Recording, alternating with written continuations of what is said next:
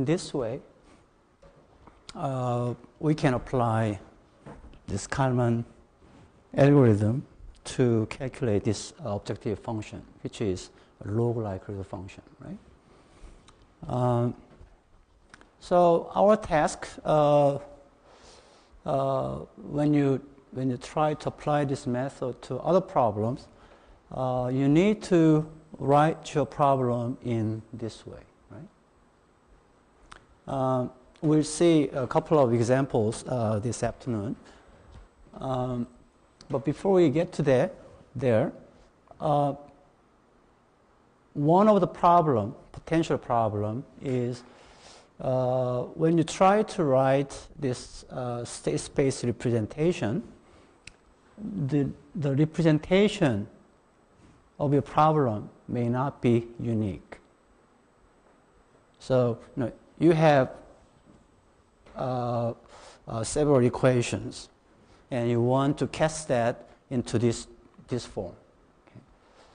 If there is only one way of doing it, then it might be easier, right? But the problem is, for the same problem, there could be different or alternative state space representations. So that could be potentially problematic, but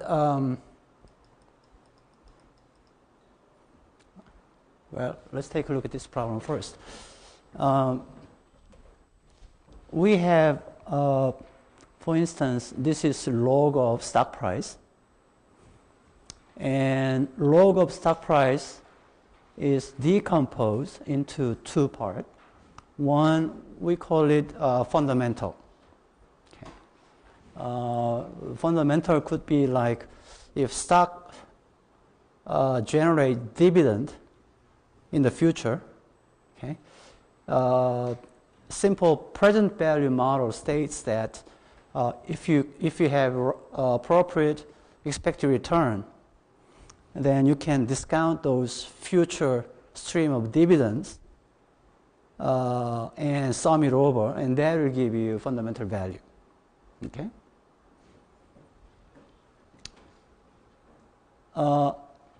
But current price could be different from your expectation, right? So we call this one as, you could call it any name, but here you can say this is kind of fad and fashion, okay? Or it could be bubble, or anything that makes these two unequal, okay? Actually, we don't observe this one, neither this one, right?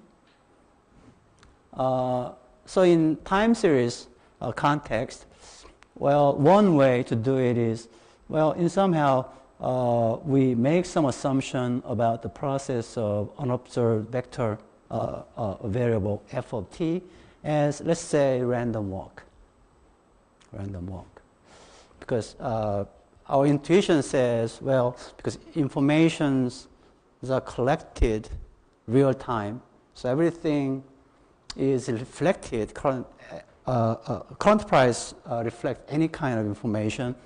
So the fundamental portion of the stock price may not be forecastable, right? Predictable.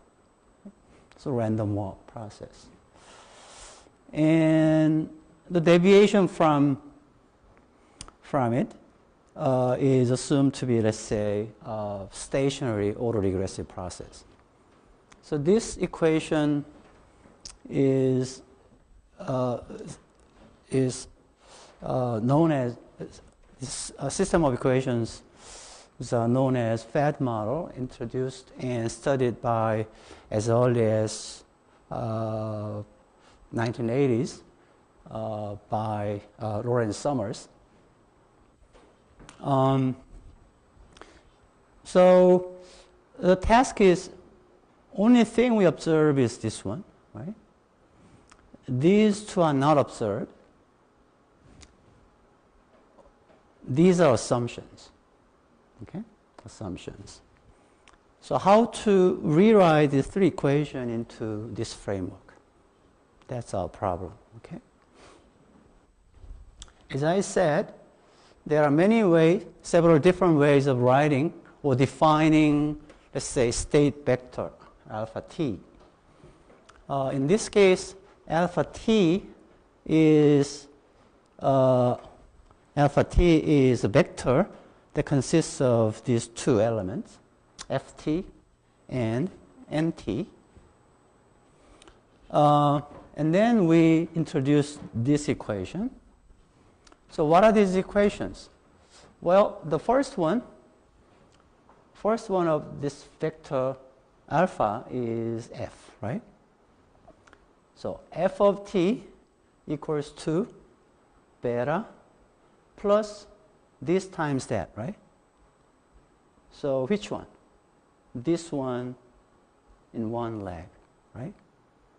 So ft minus 1 plus that, right? So this equation, right? How about the second one? Well, second one is nt. Nt equals to 0 plus pi times one leg of this one plus et, which is this one, right? How about this? Well, pt equals to alpha of t, which is this. What is zt? Zt is row vector of ones. So 1, 1, and then ft, nt, which is equivalent to saying pt equals to ft plus nt, right? So the first equation, right? So if you consider this one as measurement or observation equation, that is equivalent to this one, right? We just use different notation. Yt equals to h times alpha t plus, right, without error term, right? The second one, alpha t equals to d plus a alpha t minus 1 plus vt, right? There. So we have pair of equations, right? So you will start from somewhere, right? Alpha 0, 0, and make one step ahead a prediction, and use that to predict p. So prediction times z, and if you subtract this from pt, then you can calculate forecast error, right? Forecast error. Then you can calculate forecast error variance, and then your prediction is updated, and Kalman filter algorithm will be repeated, right? Right. So you can write likelihood function using conditional forecast error and conditional forecast error variance, because we assumed normal distribution. This, we have updating formula, and the rest of them is what we've seen already last week, right? So it should work. So when you find converging estimate for beta, pi, sigma v, sigma e, and at that converging estimate, you can calculate one step ahead of forecast, and also the updated value, and also smoothing estimate, right? At converging parameter, you can calculate alpha t. That's a prediction, right? Update or if you have sample size of cap T, this is what we call smoother.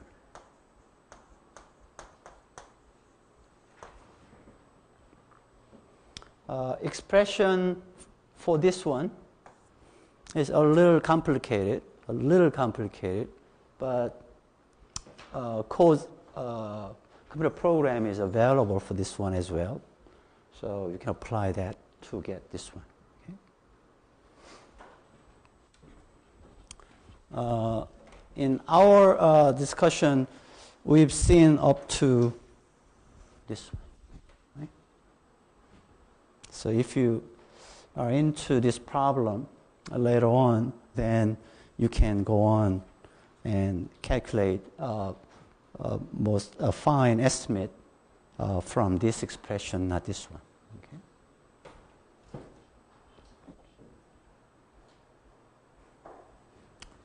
And those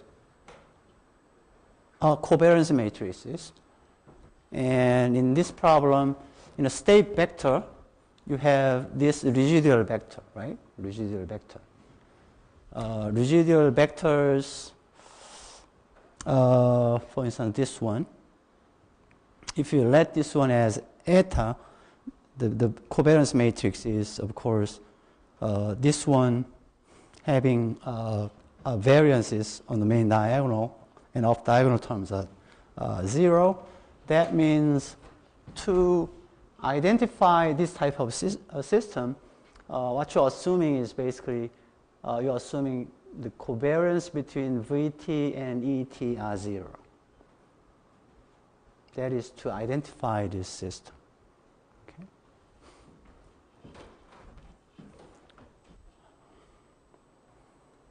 Okay, in general, I mentioned that in this problem, maximum likelihood estimation using Kalman filter algorithm, the key assumption is these are distributed normal, okay, and also these are not correlated, so covariances are 0. So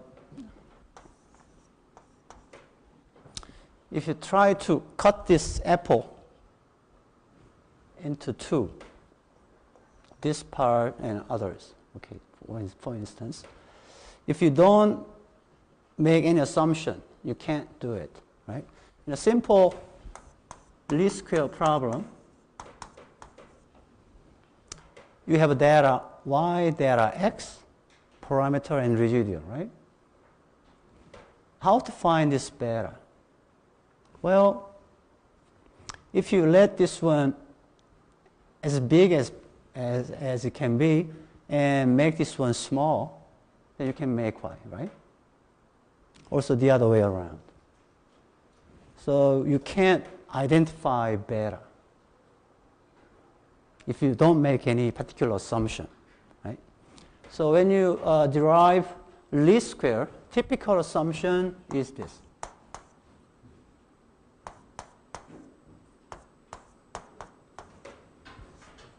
X and epsilon are not correlated, 0 covariance. We call it orthogonality condition. So probably, if you recall, you've learned from econometrics class. Well, when you introduce this type of linear model, we usually start with saying, well, this is a linear model, and X is fixed. X is fixed. What do we mean by X is fixed? Well, that means we have a data. We've seen it, it's there. It won't change. So it's not stochastic anymore, right? It's just given. Fixed means given, okay? And this is random. This is fixed, this is random. Okay? So the covariance is 0, right? This is random because this is random, right? The structure is like this. So very similar in this case. If you let these move together or to the opposite direction, then the system may not be identified. So typical assumption is covariance between epsilon and V are 0. Okay. Of course, in this problem, we don't have any epsilon, right? We don't have any epsilon here. Right? But in this case, our identifying assumption is these are not correlated, which corresponds to this assumption.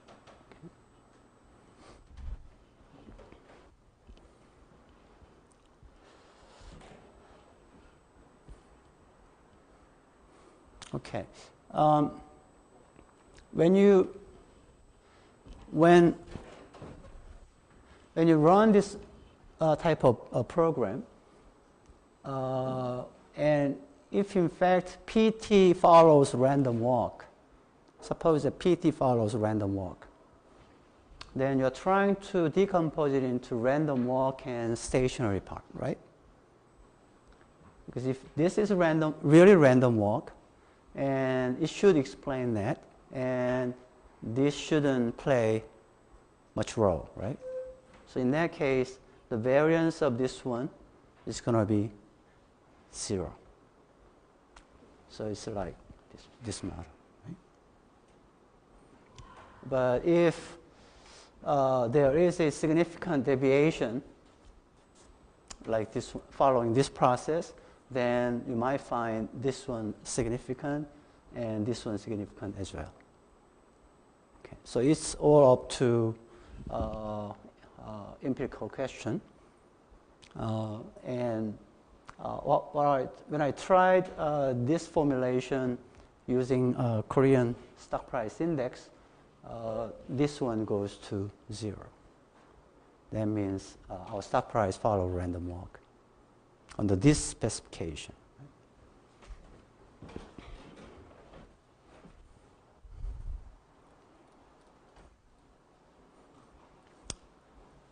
The Fed model we see often in financial economics literature belongs to more general model known as unobserved component model, or in short, UC model, where you can decompose data into several parts.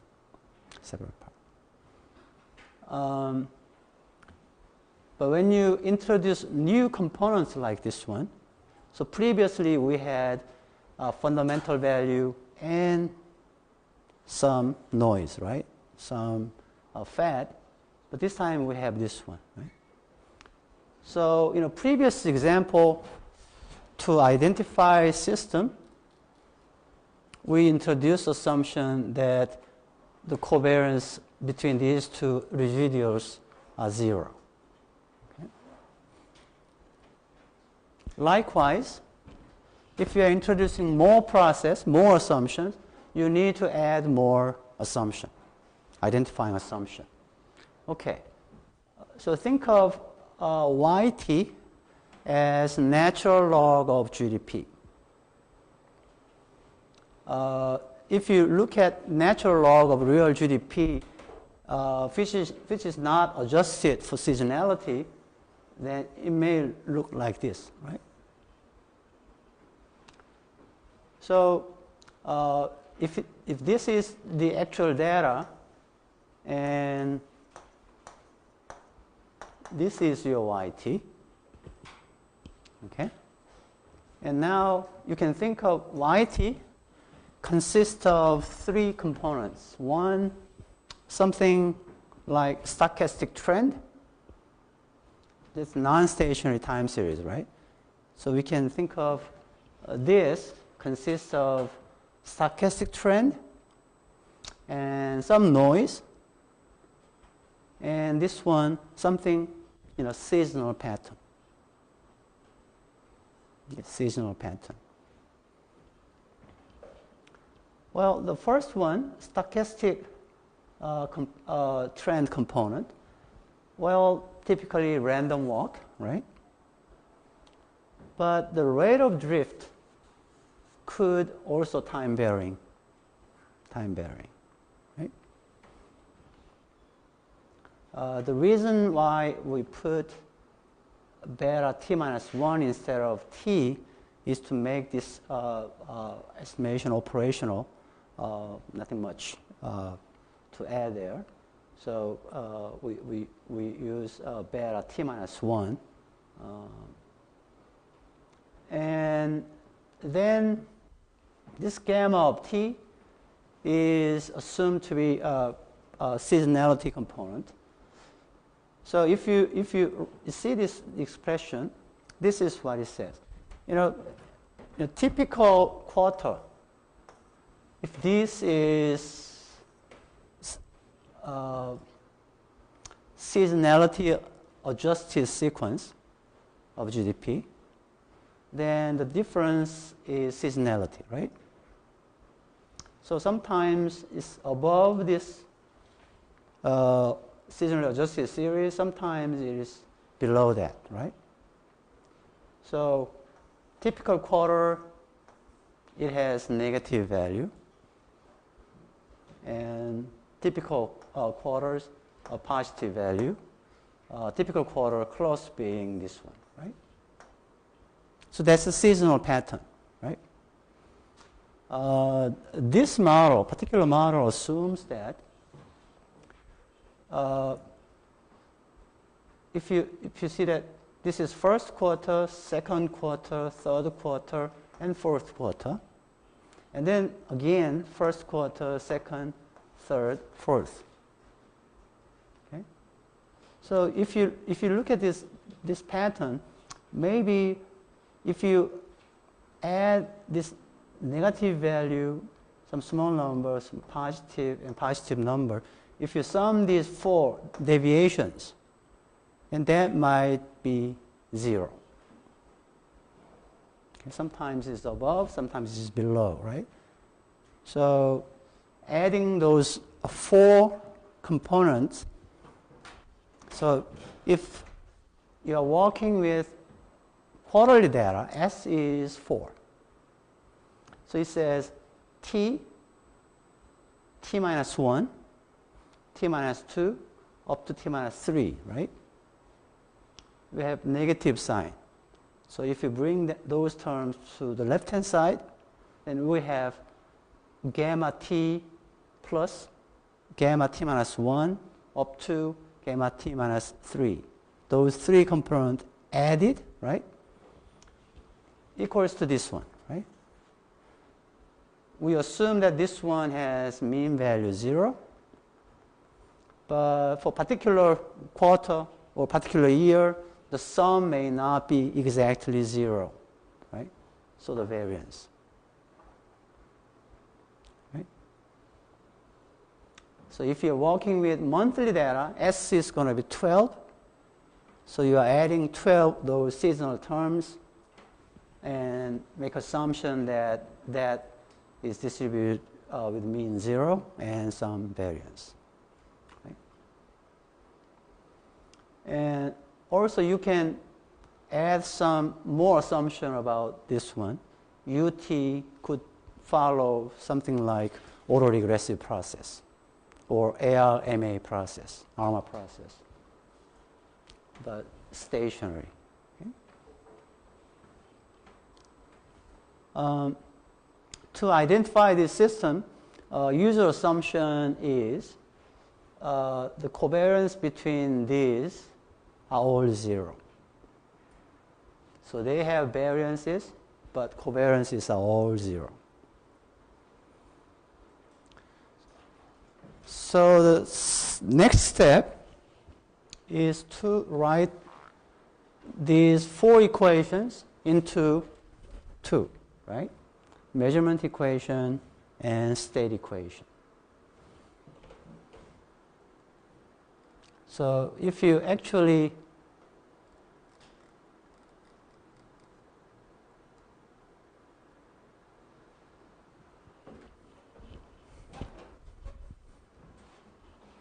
if you define alpha appropriately, for instance,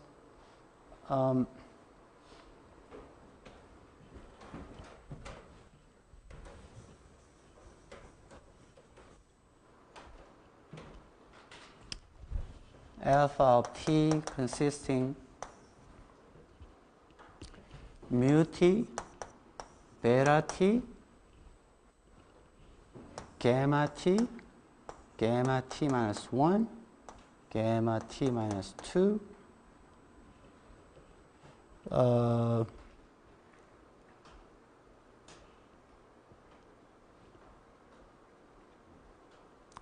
yep, like that.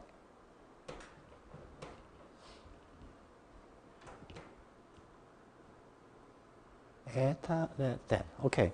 Yeah. If you define alpha t in this way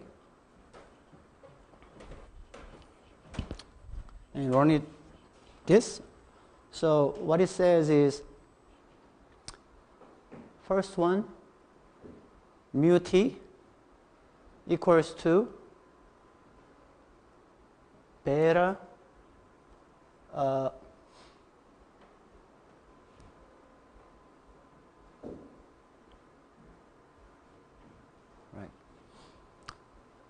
the first one, mu t, right? Mu t equals to, this one pick mu t minus 1 and beta t minus 1, right? And or 0, and eta t. So this equation, right?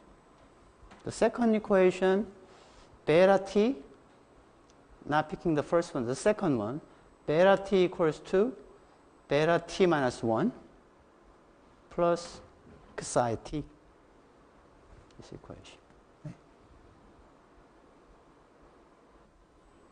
Here, gamma t, the third one, gamma t equals to minus gamma t minus 1, gamma t minus 2, gamma t minus 3. Right? So you don't need this dot. If you're working with monthly seasonality, then you have many minus 1s here, but you will need just 3 of them, right?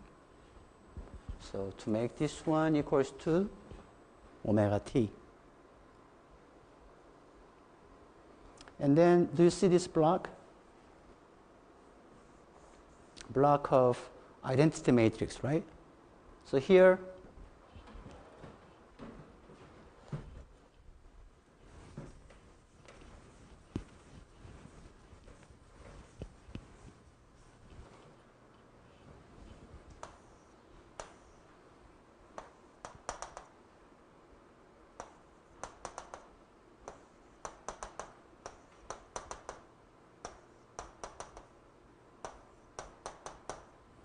so we tried this one equals to minus this, minus that, equals to omega t, right?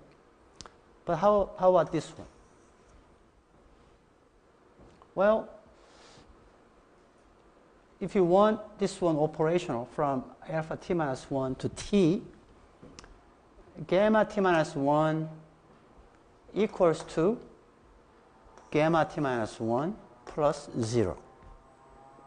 Right? There should be something 1, right? That one is this one. So gamma t minus 1 equals to gamma t minus 1. Gamma t minus 2 equals to this. Right? So, second one. But the last, basically it stops right there. Right?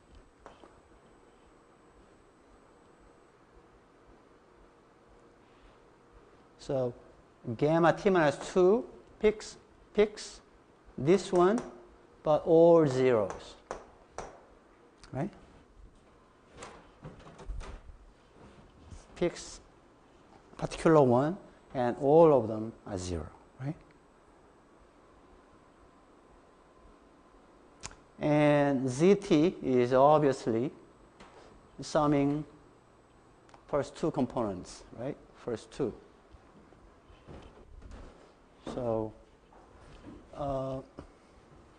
YT equals 2, 1, 1.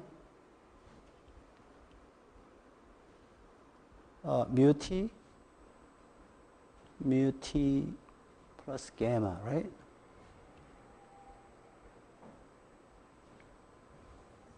Mu T, gamma,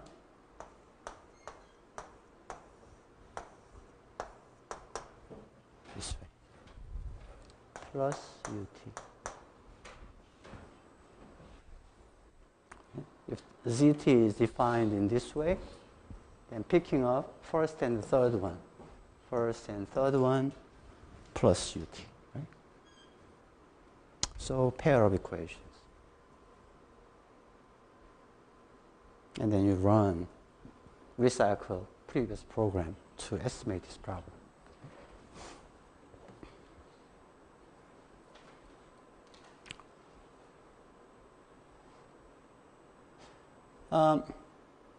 Actually, I tried to estimate a CPI, Korean CPI, not seasonally adjusted,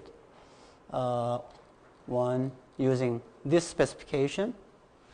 So first graph is data Y and mu, computed mu. Very similar, right? Two graphs are very similar, but there is a difference, slight difference. This is a trace of beta. This one.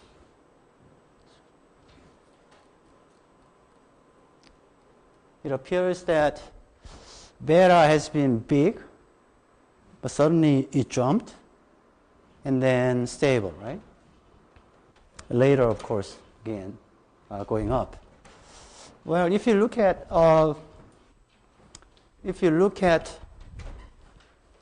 the way this model is set up, now this one is CPI, which is non-stationary time series, right? Log CPI. This is stochastic trend, right? As we assumed. This is rate of drift, but time varying, right? Seasonality is something, I'll show you later. And UT is some measurement error, okay? Now, if you calculate inflation rate, CPI inflation rate, it will mostly come from this part, right? This part. Particularly rate of drift term, this one, right? So because this is log CPI, so log trend, stochastic trend, if you take the difference between these two, and this is very close being, this plus that, of course, is close being CPI inflation rate. Right? CPI inflation rate has been big and then dropped, right? Does that make sense?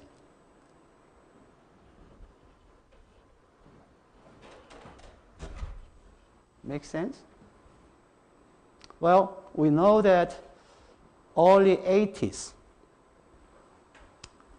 is a period right after the second oil shock, right? So inflation was very high, right? Very high. And then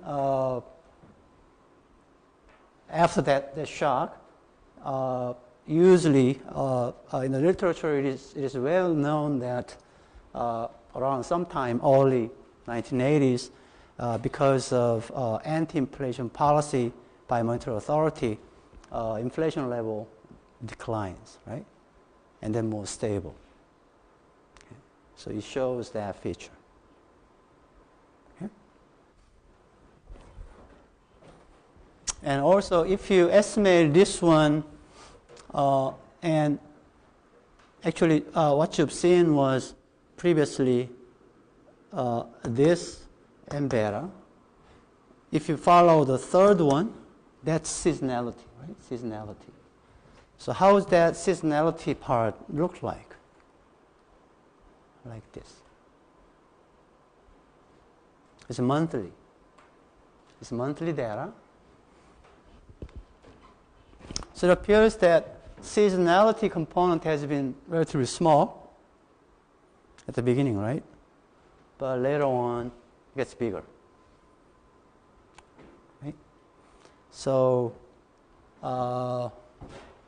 this part gets smaller, but this variation has been big, right?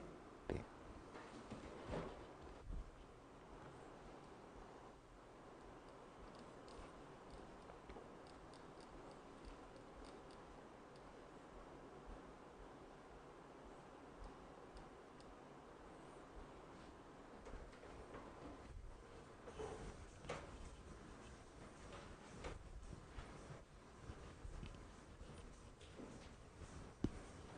Suppose you have a seasonally not adjusted inflation series. So suppose you're using seasonally unadjusted CPI to calculate monthly CPI inflation. Okay. Then it should contain seasonality, right? Of course, if you estimated this model, if you subtract gamma t from yt, then you're left with mu t and ut, right? That's seasonally adjusted series, right? Because if you remove this part, then sum of these two is going to be seasonally adjusted CPI, right? One way to adjust CPI, seasonality from CPI inflation, could be running some regression.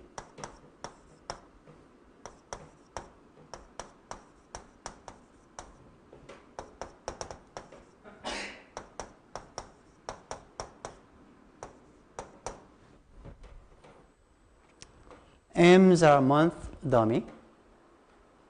So let's say this one is a January dummy. Then in your sample, every January it has value 1, rest of them 0. 1, 0, 1, 0, right? This is February dummy.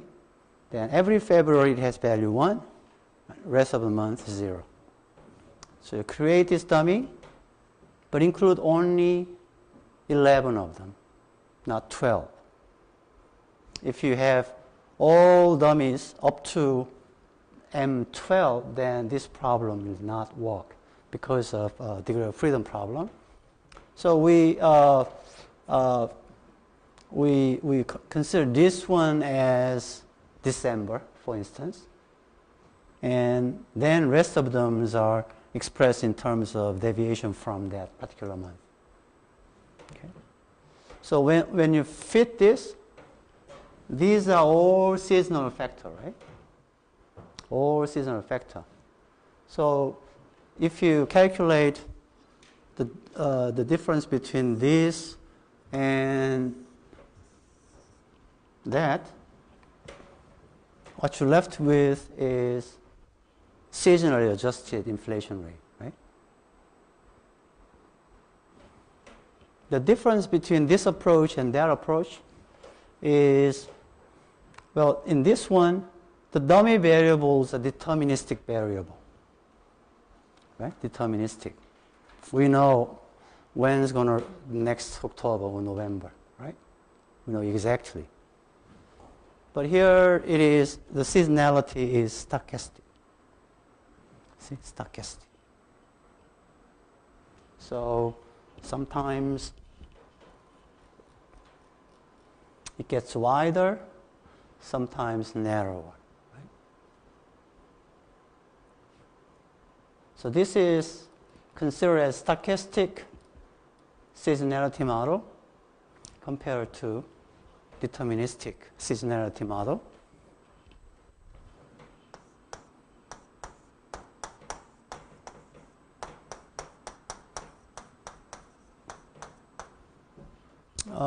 Currently, the way National Statistical Office or Bank of Korea adjust seasonality is not this one, not that one, but something called X12 regression ARIMA. It probably you can guess out why this is 12. We have 12 months, right? So it's considering seasonality somehow.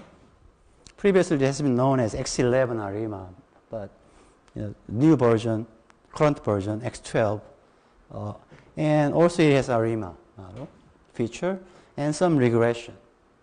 So if you see the data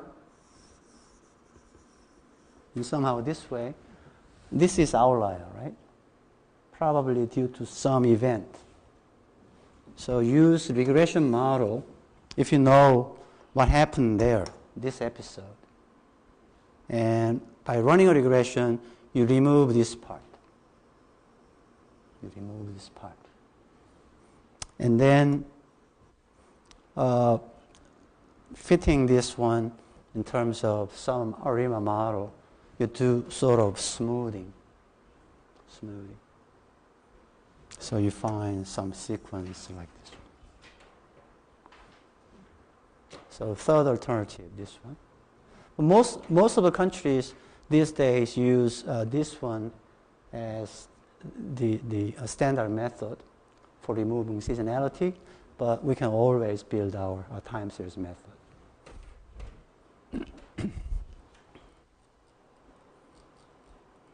Yeah.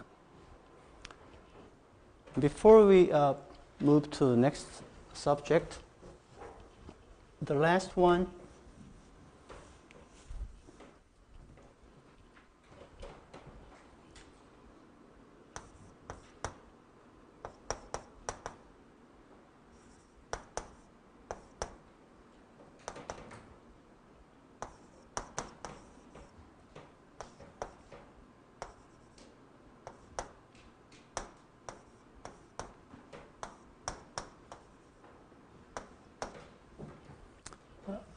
this is typical simple regression that try to test the theory known as CAPM. Okay. So you have return on jth stock. It's a Samsung Electronics. Okay. At time t. We usually run this regression using monthly data. This one in particular, continuously compounded. So if you have a stock price, take the log difference. That's your continuously compounded return. Okay. So this one, if you work with the monthly data, stock price, and calculate this one, that is continuously compounded, and the horizon is month, right? How about this one? Risk-free rate. Let's say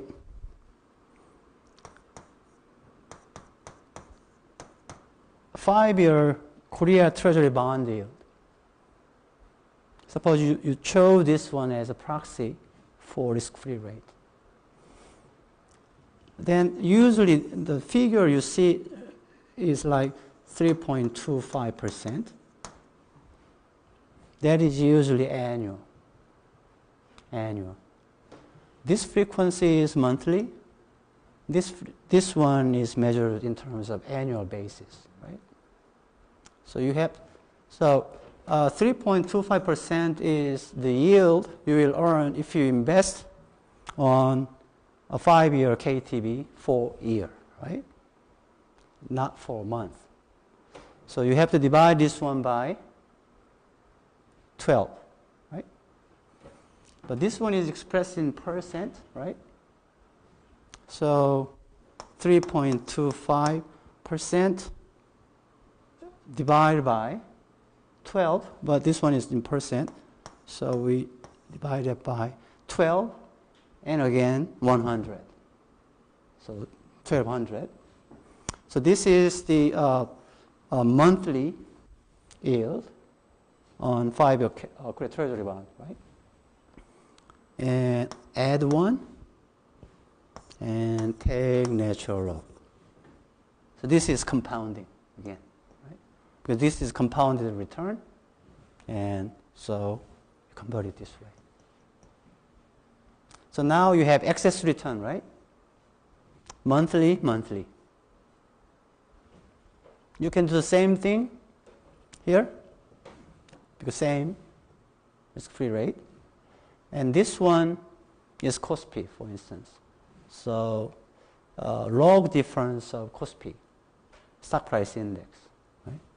So you have monthly excess return for Jth stock and excess return of market. Okay.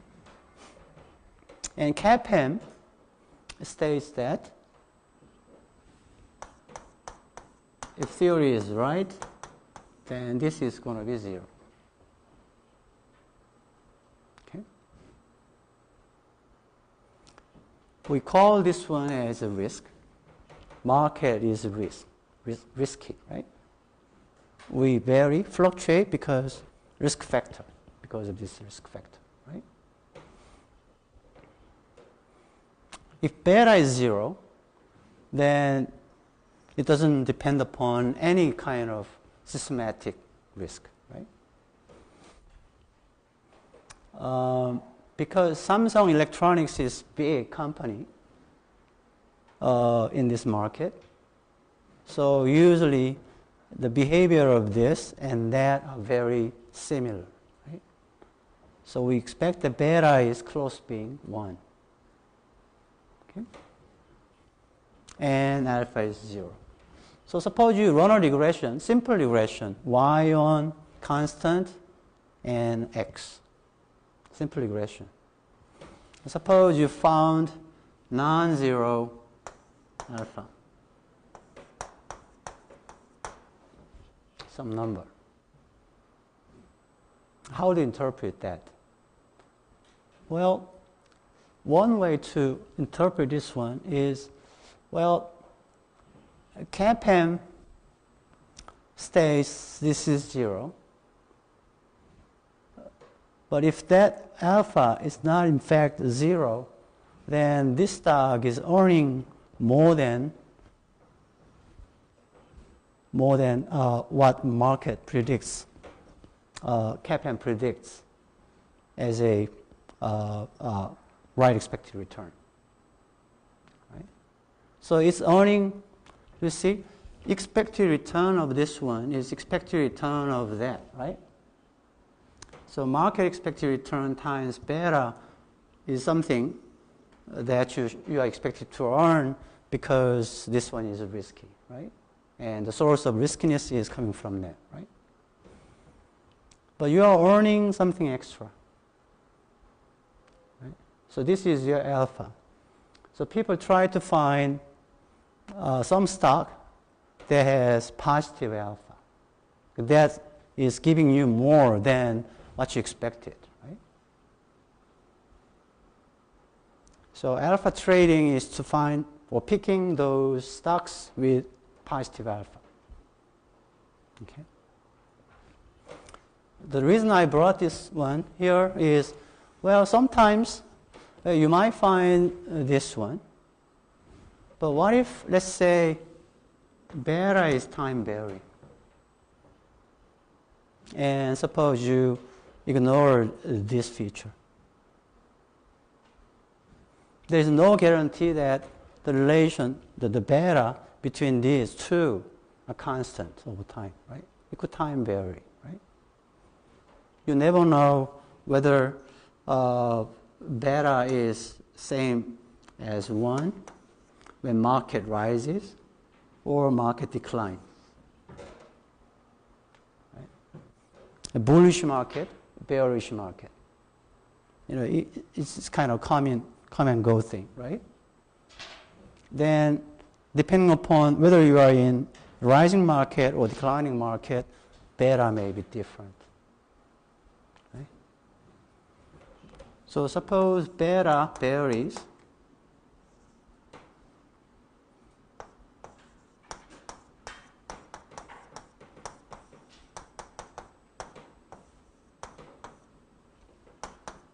in this way.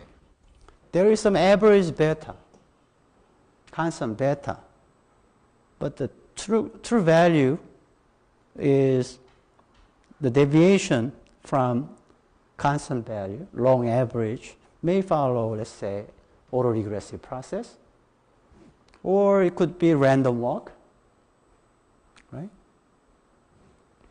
So obviously, if data is truly generated by this pair of equation, but if you ignore that, then that effect might go to there. Might affect estimate of this one as well, right? And so on. So how do you estimate this type of model? This is exactly observation equation and state equation, right?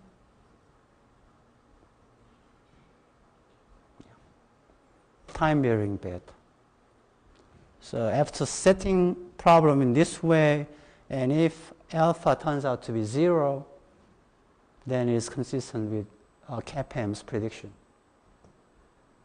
Right? Otherwise, something other is going on. Right? So this one can be handled by Kalman filter and maximum likelihood estimation. And this problem is not that complicated compared to our unobserved component model or previous example, right? So in eViews, you can handle this one using object state space. In eViews, we have many objects like least square object. This one allows you to estimate the single equation, for instance. Simple equation or multiple equation. Right, multiple equation. So you have, even if you have more explanatory variables, you can use this object to estimate those parameters. But if you let one of them or all of them varying over time, like this one, for instance, then it cannot be handled from here. Instead, you have to choose different object as space.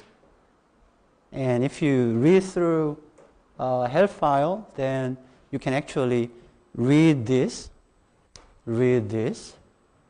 and you can specify alpha constant, or alpha, even alpha may be AR1 process. This one, AR1 process or random walk. You can specify that and estimate this problem, eViews, without relying on Gauss code. So if you're interested in, you can try that. Okay.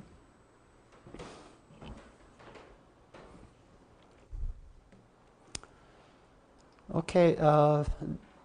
This is so from. Well, in this lecture, we started with simple pair of equations, measurement equation and state equation, right? And we moved to one of the most complicated model, dynamic Nelson-Siegel model. And we went through detail and we saw the program, right? These problems is much less complicated than that. So previously you had to understand what is term structure of interest rate and so on, right? And then Nelson-Siegel model and so on. But these are pretty much straightforward application. So you can revise Gauss code to handle this problem, or for certain simple framework, you can also use eViews for that. Of course, SAS has some of the routines, right? But when your problem gets more complicated, then quickly, those programs cannot handle that you have to write your own code.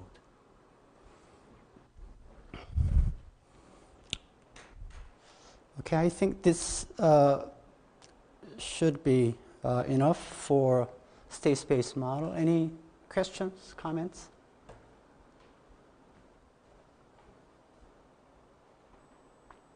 Shall we move to the next subject?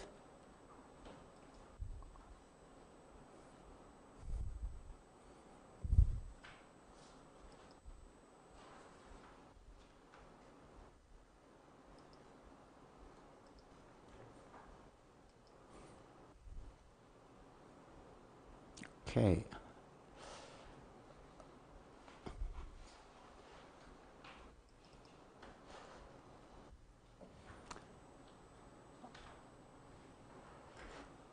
Lecture note 8 contains material on regime switching model, and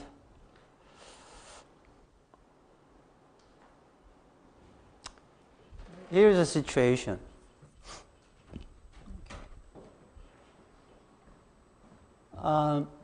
In this case, xt could be GDP growth rate. Okay. GDP growth rate and epsilon, the typical one. Okay. So here is a parameter, beta 0 and beta 1. Okay. And then we have the variable st, we call it the state variable for convenience. And this state variable takes on either 0 or 1 depending upon economic condition. So what is the state for 0? Well, you see, S could be either 0 or 1, right? So if this is 0, then beta 0 is constant to xt, right? If st is 1, then beta 1 is a constant, right? So depending upon the value of a state, the growth rate of GDP could be either beta 0 or beta 1, right? But as an econometrician, we don't observe st. So if you read some GDP growth rate for this quarter as like 3%, that's the number you observe, right? But you don't know whether current quarter belongs to 1 or 0, right? So we try to approach this problem using the idea later on. I explain mixture normal model and try to extend that to handle the estimation of this type of model. But here, if you look at real GDP computed as seasonal differences, so this quarter, the quarter 1 year ago, same quarter 1 year ago. So this is annual growth rate, right? So annualized growth rate. So sometimes it grows to this direction, right? Sometimes it declines, right? Sometimes bounce back and declines, right? So usually the way we define a business cycle is, well, we call it business cycle recession if growth rate declines 2 quarters in sequence. So if it starts declining, let's say 1 quarter, next quarter, then we say, well, this is start of recession. It may bounce back, right? Bounce back, but if it continues, then we say whole recession. So you can think of GDP. Sometimes this is beta 0. Sometimes this is beta 1. So what we are thinking here is x of t could vary this way, and then at some point it moves up and move this way. So beta 0 plus epsilon, beta 1 plus epsilon. Right? So in this case, S of t, let's say 0, 0, 0, 0, and switch to 1, 1, 1, 1, 1, 1, 1, and then maybe switching back, 0, 0, 0, 0, 0.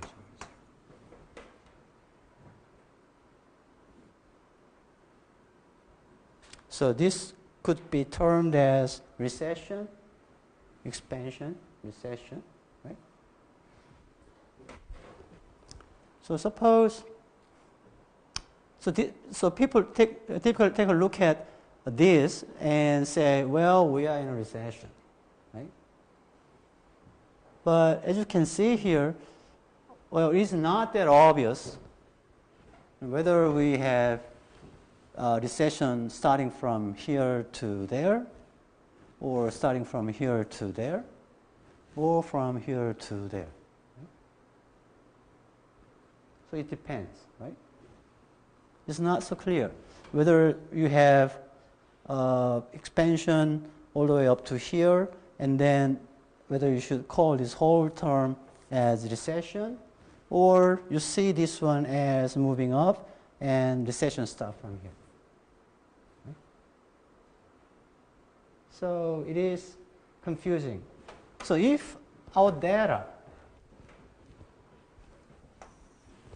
this one, can tell you the probability that the state belongs to either 0 or 1, then you might say, well, suppose I calculated probability of state being 0. So probability state at time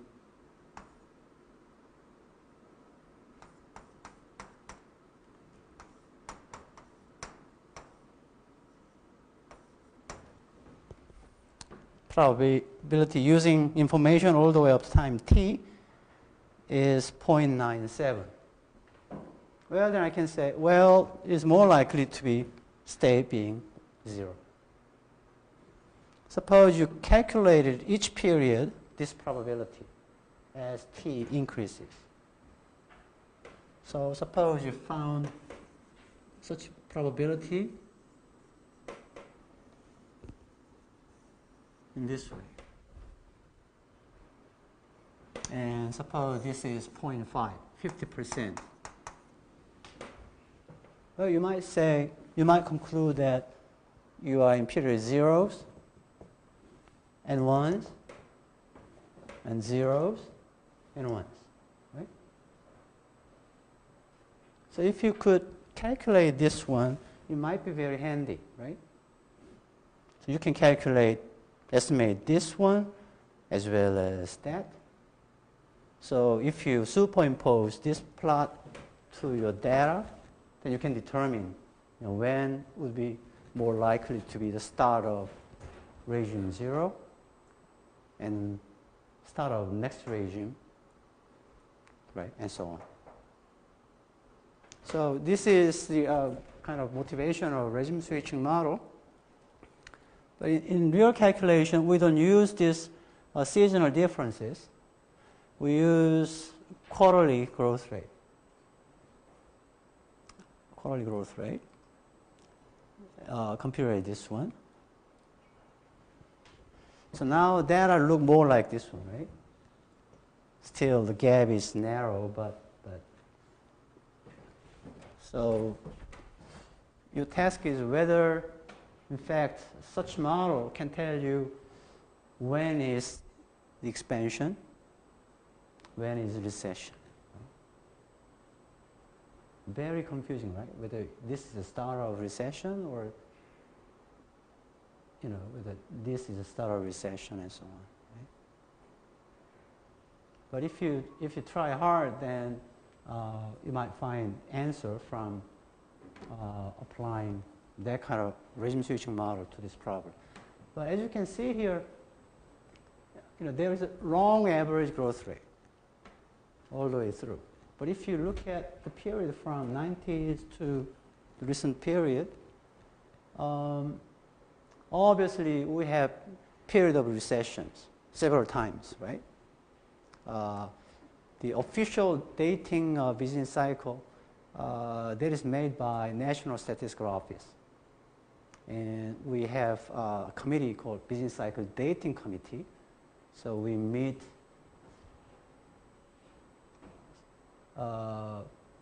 around this time to determine whether the latest peak was there or someplace else. So usually there is a gap, right? But the dating committee fix all those episodes of business cycle, and you can superimpose it and compare the difference between dating from National Statistical Office and this GDP growth rate. But anyway, if you pick those growth rate that is classified officially as recession, those numbers, and calculate average. And if you also calculate average using observation from the period dated as expansion, then the latter is expected to be larger, right? Because average growth rate during expansion is larger than average growth rate during recession, right? But also, if you see this one, well, actually, official business cycle dating, there are only two cases, recession and expansion. And then two turning points, peak, trough. Okay? So there are only two states. But if you look at this one, these two appears to be very different from others, right? So this could be third state. So recession is state 1, state 2, state 3 could be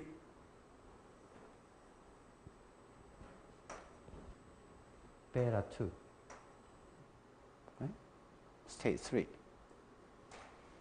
So it's up to your imagination.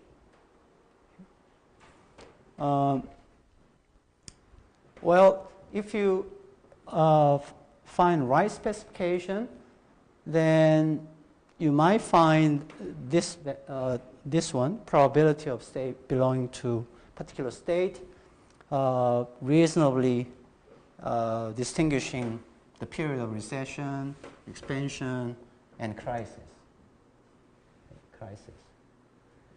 Or if your modeling is not as successful, then the problem may find there are low state like this period, and then rest of the period. Right? You never know, right? So this is also an empirical question. If truth is having three states, but if you estimate two-state problem, naturally it will pick up these as one state and rest of them as two state, the second state, right? So you cannot actually distinguish these two. Rather, you distinguish this one and some average of this. Right? A real problem, then, you don't know the true data generating process, right? So it's all up to you. But here, what we try to do in this exercise is we study more about regime switching model like this one in more detail, including estimation procedure, using also the maximum likelihood estimation. So the reason why we brought this one as normal distribution is to introduce maximum likelihood estimation. So we need to write this one in terms of likelihood value maximizing problem. Okay, and then, before we actually apply this method to real data with unknown data generating process, we need to build first our confidence. So after we defining the estimation procedure using maximum likelihood estimation, we generate data, assuming particular values for beta and sigma, and generate a sequence 1, 1, 1, 1, 0, 0, 0, 0. Okay. So suppose you have that, then you can generate this sequence, right? So assuming particular data generating process, generate this one, and treat this is data you observe, and try to estimate the model and see if you can recover these values and the probability that is close to true. The generating ST using particular process so that it takes either 0 or 1. In our context, value will be like this is 1 minus probability ST to 0. So it's like if state is 0, then 1 minus 0 is 1, right? 1. So if your generated value is like 0, 0, 0, 0, 0, 0, 0 all the way up here, and then 1 minus 0 is this. And then if your generated value is 1, 1 minus 1 is 0, right? So like this. And then suppose this is the case. So you generate S either 0 or 1, 0, 1 in this sequence. And if your model estimation is successful, then you are more likely to find this trace of this probability close being this one, right? Very close being this one, right? The difference between true value and this one, estimated probability, is due to this guy. Okay? So some uncertainty in your estimate, so there is a difference, right?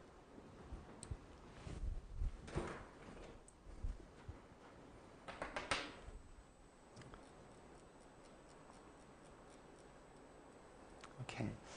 When we meet next time, we'll start with the idea of mixture of normal model, and then move to this type of regime switching model in general.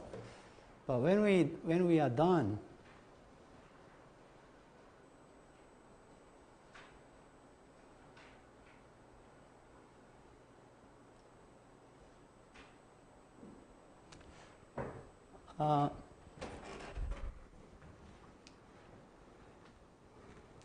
in this graph, this light blue is true state. So all 0, 0, 0, 0, 0, 0, and then 1, 1, 1, 1, 1, 1, right? And then 0, 0, 0, 0, 0, 0, right? And this green is estimated probability. And do you see that? Very close, right? Very close to being 1. So there are some other period like this one, like this one, but actually it closely follow true value. Here we see the difference between this light blue and greens are very similar, right? When you actually generate data. So we'll get to that.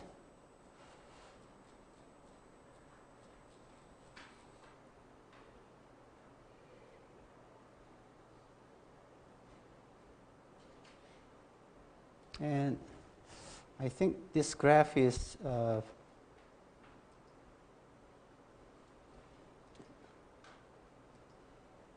little too dark. Let's take a look at that from original.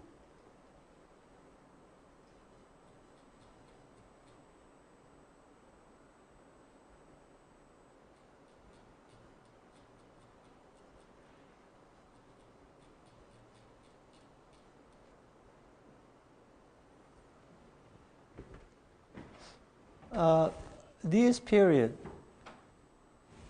start from here. This is peak and trough. So this period is recession. Peak, trough. So recession, recession, recession in Japan. We build the model, regime switching model, and try to estimate the probability of recession over time. So those are this area plot. So very closely, matching. These are too brief, so it is not categorized as recession, officially. Likewise, this one. So there could be some difference between,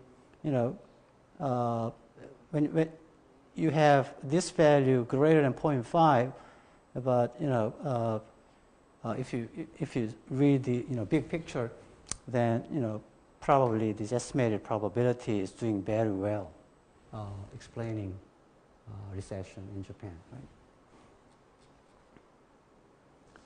This is log GDP with seasonality.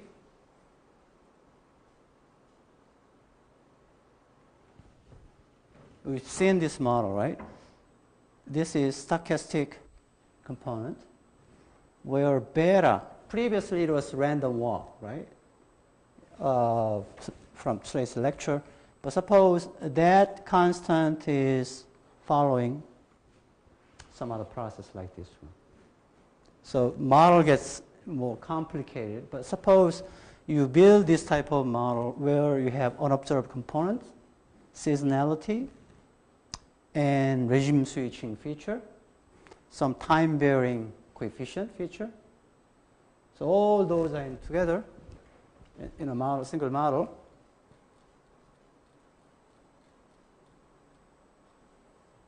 This is basically an estimated model. So these are official dates of recessions in Korea.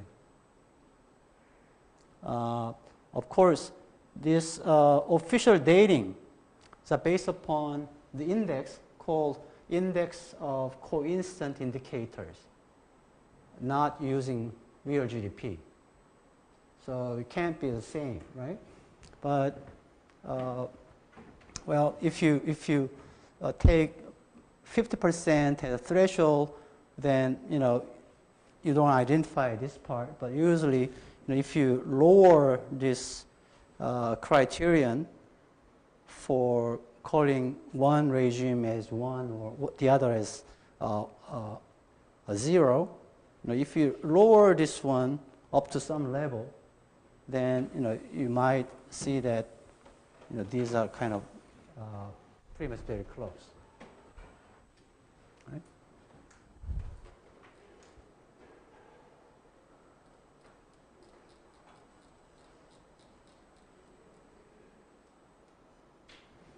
So probably this could be the most complicated application you can think of in time series course. probably I don't. You can't, comfortably handle this type of model. But some of the simplified process, like where you don't have this and you have only this part with constant parameters, you can easily calculate or estimate this type of model. But the thing is, so far we haven't discussed how to handle this probability in our estimation. So that's the challenge we'll be dealing with in this lecture 9. Okay. So we'll continue this discussion this Thursday. And questions? Switching models are not usually handled by those canned software. So these days, but there may be some specialized software that handles this switching process. But my guess is you have to write your own code. Okay, then this is it. And I'll see you all on Thursday. Thank you.